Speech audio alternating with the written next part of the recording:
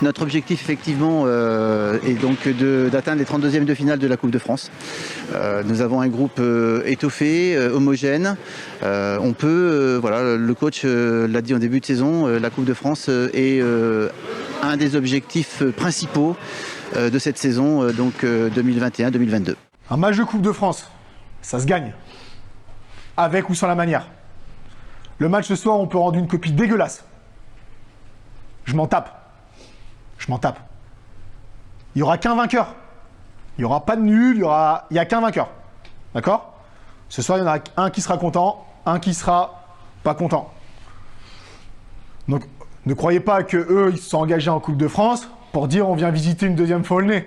Pour écrire une nouvelle page de son histoire, Aulnay devait réitérer la performance faite en championnat face à cette même équipe de Martignas. Après une première période dominée, les efforts vont payer. D'abord Joyau puis Perruchon, c'est finalement Anthony Forestier qui va ouvrir le score pour son équipe.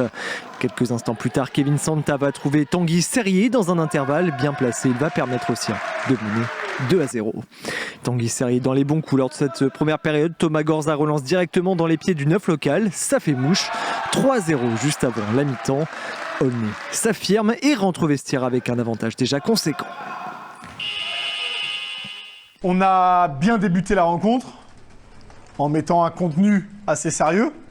Et après, on est tombé dans la facilité. Alors, ce qu'on propose, ça manque de folie.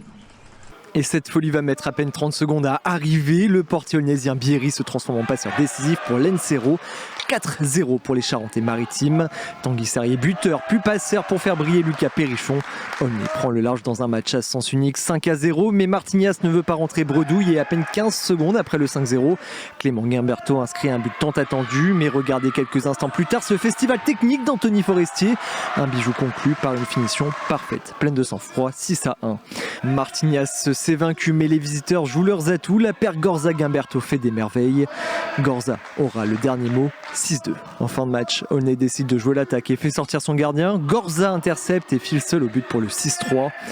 Un but ultime juste avant la sirène et une qualification historique en finale régionale pour les Aulnaisiens. Plein d'ambition pour l'avenir. L'objectif c'était la qualification, chose faite. Après l'idée c'était pas forcément de rendre une copie conforme. On a bien entamé le match. Après on est vite tombé dans la facilité. On est tombé sur un adversaire qui a joué toutes ses cartes.